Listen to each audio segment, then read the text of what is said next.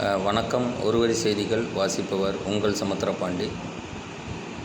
நேற்று மே 4, 2026 இந்த சட்டமன்ற எலெக்ஷனில் ஒரு பெரிய புரட்சிகரமான மாற்றம் நடந்திருக்கு.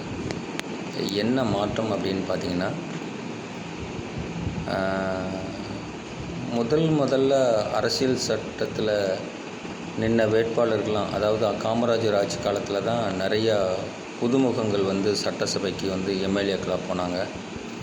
அதுக்கப்புறம் பார்த்திங்கன்னாச்சுன்னா, அண்ணா காலத்தில் புதுமுக சட்டமன்ற உறுப்பினர்கள் நிறையா போனாங்க. அப்புறம் எம்ஜிஆரும் அதே சூழலை உருவாக்கினார். சொல்லப்போனாச்சுன்னா, அரசியல் சட்டத்தில் அரசியல் சட்டம் இயற்றப்பட்டு மக்களால் தேர்ந்தெடுக்கப்பட்ட அந்த எம்எல்ஏக்கள் காலகட்டம் ஆரம்ப காலங்களில் ஒரு 20-30 ஆண்டுகள் புதுசாக சட்டசபைக்கு போனாங்க. ஆனால் இந்த 2026 70-80 ஆண்டுகால அரசியல் கட்சிகளெல்லாம் நம்ம நடிகர் விஜய் தமிழ்நாடு தமிழக வெற்றி கழகம் அப்படிங்கிற கட்சி ஆரம்பித்து 2 வருஷத்தில் சொல்லப்போனாச்சுன்னா எல்லாமே, ஒரு சில பழைய அரசியல்வாதிகளை தவிர எல்லாருமே புதுசு. ஏன் அவர் விஜய் வரைக்கும் எல்லாருமே புதுசாக முதல் முறையாக சட்டமன்றத்துக்குள்ளே போகிறாங்க. 70-80 ஆண்டுகள் அரசியல் கட்சிகளெல்லாம் முறியடித்து இன்றைக்கி சாமானியன்களுக்கு நிறையாவங்களுக்கு வாய்ப்பு கொடுத்துருக்காரு. ஆட்டோ டிரைவருக்கு, ஒரு கார் டிரைவரோட பையனுக்கு, இன்னும் சில வேட்பாளர்கள்லாம் யாருன்னு பர்டிகுலராக சொல்ல முடியல. வெறும் கோடீஸ்வர வேட்பாளர்களும் அவர் கட்சியில் இருக்காங்க.